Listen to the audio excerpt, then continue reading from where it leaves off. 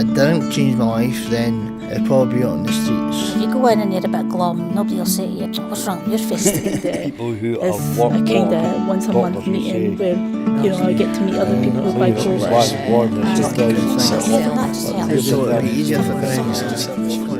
Making recovery real in Dundee is a story sharing project. Not only is it important to share stories, but it's also important to listen to them.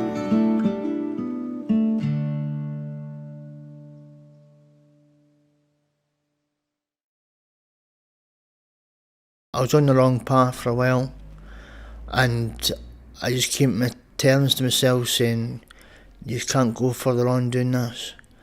So it was just a change of mind in a sense. Well, at the end of the day, it's up to me. If I don't want to get well, or I just don't want to get up. What I do before I, know I'm going to get to that stage again, I'll watch happy films.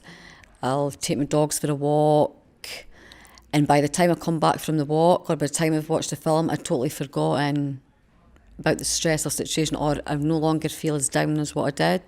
I've been down to the depths, and I've been around the houses quite a while. I used to have a saying for it. I was on the wheel. It was like a hamster on a wheel, Right. and that's the way it felt.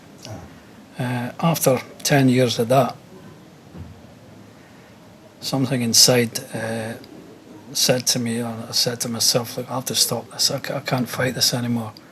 I'm going to have to try and work with this. I still are up and down sometimes. Some days I can't really do much at all, but it's just keeping myself kind of occupied and kind of enjoying what I'm actually doing. I think that helps my recovery as well. Positive mind, positive thinking. I think that you've got to come within yourself. A day at a time. One day at a time I attack. The hardest part is when leaving the hospital and you're stuck in this house on your own, thinking it's very quiet. You've got to get out. I didn't give up. I just thought, I've got to change. And if it doesn't work, well, it doesn't work. One thing what I done was a real positive thing was I stopped smoking. I keep myself busy, and I'm so determined, that I'm not going to end up that way again. For some reason I developed a really good self-awareness, and I just knew that if I didn't build the good relationship with myself, I was never going to have good relationships with other people. It just wasn't going to happen. So Keeping myself busy and occupied actually helps in my recovery, and helping others is what I'm focusing on. That means a lot to me. Well, it worked for you the first time that you became unwell and you got well again. Might not be the same way you get better the next time. I used to lie in the bed for 4 o'clock at night. Right. And just go back to bed again. Right. So, but when I went to Samach, I went to the gardening and I changed. Right. So it gave you a chance to give change. us a chance to try different things. Being positive and having a nucleus of friends and drop-ins, public houses, cafes, just in the street, Places you can go. Yeah, places you can go. And we've got things planned on the 11th of maybe March. Doing Ivor's greenhouse. Ivor's greenhouse? That's a challenge, Yeah, so what's Ivor's greenhouse? Tell me. We're gonna make it a bonnie for him. Brilliant. Tidy it up and Tidy it up. do it up for him. Great idea. Brilliant. when I think about being in the hospital settings, people didn't understand you. So that made it really difficult. Well, what they've done to make a difference is they were very kind to me. Just having somebody that understands you, and even in your counselling, it's people that understand as well. So that was massive. Having somebody who had been through it all as well kind of helped, because I didn't have anybody in my life who had a mental health illness, and it kind of made my life easier, because I was able to say to them, look, is this working for you, or look, did this happen with you, and am I going crazy, or is this actually real, and I was able to have people to talk to, which I don't have on the outside world. Well, recovery is well looking forward to. Building good relationships, building family relationships again, Yeah. building a new circle of friendships, having good support, having people that understand. Yeah. The church is, and my faith is a big part of my recovery. Am I looking for new challenges? Because I put myself forward for new challenges, but it's difficult to know. Because I've learned that in the past, the face things go on. What sort of particular challenges would you say? Well, different. Well, I'm going to go back to chrysalis, that's a new challenge. Over the past few years, I just feel my confidence has grown. I'm able now to take some praise as well. If somebody goes, oh, you've done that well. And I'm able to say, oh, yeah, I did do that, without feeling too big-headed about it. I mean, there isn't any one thing that actually helps my recovery. It's a multiple of quite a few things that helps my recovery. I think recovery is a good thing, and I think it's good that the government are getting involved in that. There is help out there, you just have to know where to find it. Because I feel I'm a more worthwhile person now, and that I do have something to contribute to society. Having a support group as well, that kind of is a kind of once a month meeting where, you know, I get to meet other people with bipolar, and it's easier for me to kind of speak on my mind. I've seen the tunnel, I've seen the light, and I've got through the other end. So if I had to help other people with my stories, I would. I will look after each other. If they've got any problems, we'll try and sort them out for them. Got a better relationship with my girls now, because I'm obviously happier. So it's a win-win for everybody. Rather than fight the illness, I felt like I had to accept it. Right. And say, look, I'm okay, I'm accepting this, I'm not fighting you anymore. Right. And what I'm going to do is I'm going to try to work with you and work around you and try to see if I can get some kind of peace. And over 10 years, I've not been 100% successful in that, but I've been quite successful. It's a journey, is it? There's always room for learning and improvement, so I'm always improving. Yeah. I feel quite confident now at telling my story, but for somebody else, that could be quite a slow process. Yeah. You know, they might start off confiding in one person, it's a group they go in, and you know, and they build it up. Yes. That's what I had to do. I wouldn't have been able to tell my story straight off. The more people that tell stories, the more awareness gets out, and the more people will learn that it is a genuine problem, just the same as any physical illness.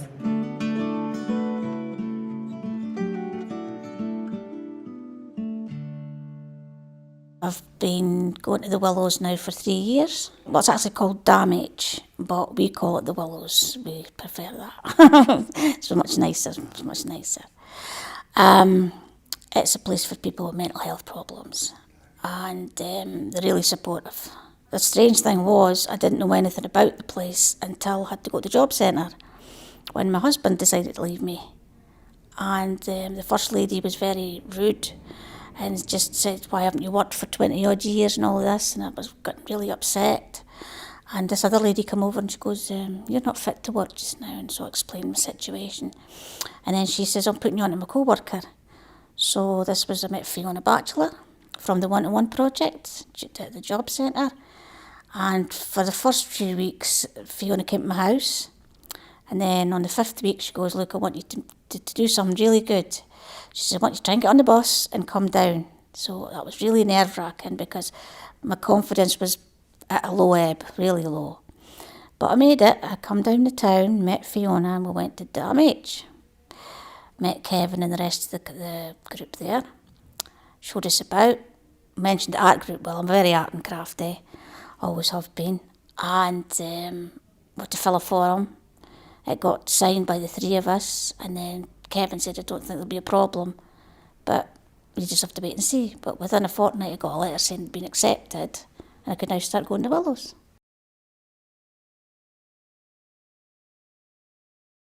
I'm fed up hurting myself.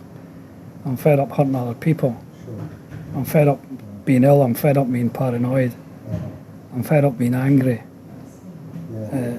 I've got 3 children, you know, at that time. I've got umpteen grandchildren now. And I just can't continue this way. Like you come to a crossroad and one arrow points that way and the other one, what do you want to do, mate? Do you want to keep on this road or do you want to go off it? And I thought, well, I'm going to take my chances. And I joined a singing group. And when I joined it just for something to do, to take us out of the mental. It was a community-based group, and I wanted to step out the mental health setup and to be among what I would class as normal people. Yeah. Right? Mainstream. Yeah. I realised that these people, there was nothing to be afraid. You know, they were nice people. Yeah. There was no stigma attached. There was nothing. I didn't tell them about my history, but they made me welcome, and I felt this is better than what I've been doing. Yes. And it led to playing a guitar. It led to going around nursing homes singing for old people, and it was a totally different road I took. I felt like if I could help others, that was helping me. What's been important for me in my own recovery is being able to help other people, being made an example of in a good way, people saying positive things about me, etc. Actually, to the point that I've been, said to by a couple of people that I've actually been like their hero, to get through what I got through.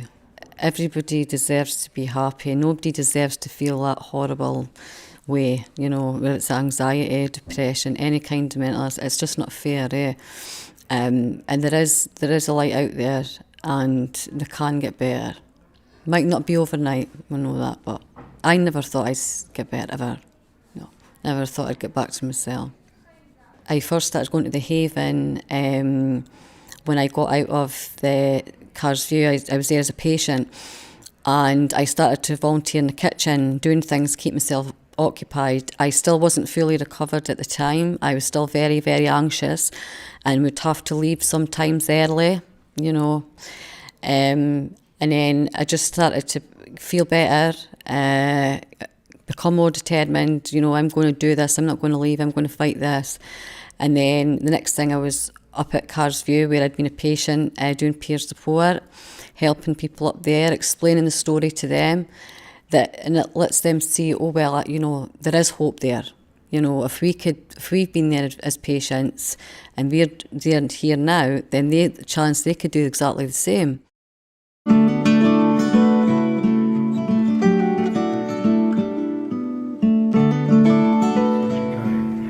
What I wanted to ask about was what recovery actually means to you, what it means to you personally.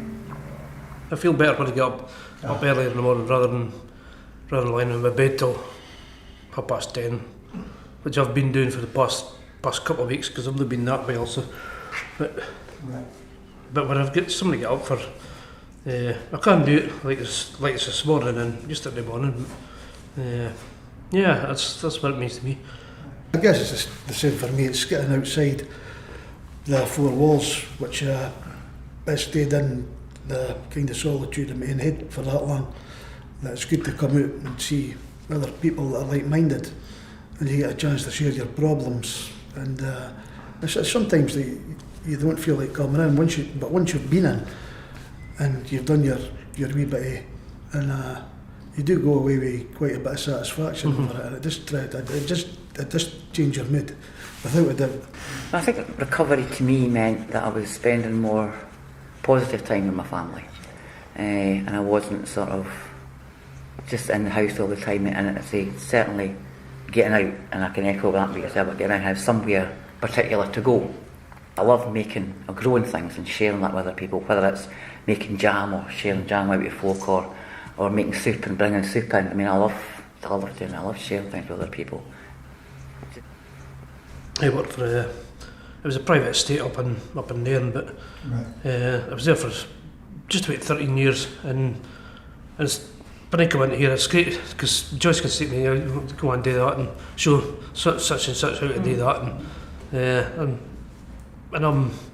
I'm glad I'm sharing that knowledge. I think it'd be fair to say when I first started, I'd be hiding in a corner if anybody came round it. You know, I wouldn't be volunteering my knowledge or even trying to help people out. I'd just take off, but it's different now. It definitely brings on your confidence. Without a doubt. Yeah, because I've seen it.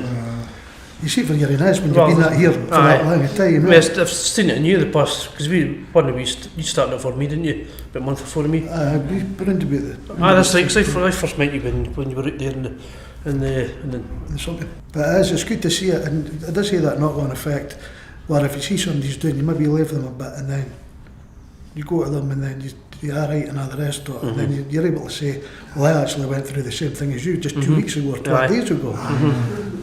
That's really important, isn't it? Well, working here, doing something that I've got a great passion for, gardening, as well as helping others or supporting others, and guiding in some respect through their recovery journey. That's really important to me as well. I've been fortunate in my primary health care. My GP has been fantastic over the years, very supportive. And a lot of people have mentioned helping others as being a significant thing. What would you all have to say about that? Well, mutual support, that's important because doing the Willows Centre, we are mutually support each other. And if they're in a bad day, ask them how they're in a bad day, see if you can help them. When you're helping somebody else, you're helping yourself. And if you're able to put somebody's mind at ease, just if it's for, I don't know, half an hour, and you've went through the same problems as them. They're not sitting to be a doctor or anybody like that, where it's a really formal thing. You're trying to remember everything about what your last bad episode was. Here it just flows. It just comes out itself. It's just like, maybe it's the surroundings, I don't know, but it definitely makes you feel better when you're helping somebody else, without a doubt. Somebody said to you, you don't recover. How would you reply to that? What would you say? Oh, you do recover, but that's a few years. Takes a while. Fully. It doesn't happen overnight, and it's got to happen, in my opinion, for me anyway, it happened very gradually, so almost like wee baby steps sort of thing. But sometimes you were 2 forward and 4 back. It doesn't always go as easy. Smooth. It can be almost like a roller coaster in some respects. You can have that debate. It's getting yourself back up there again. So yeah, recovery is totally possible. There's still a lot of stigma about mental health. Do you know what I mean? People don't understand it. They just say, "Oh, he's mental." Do you still come across a lot of stigma? I come across a lot of stigma against mental health. I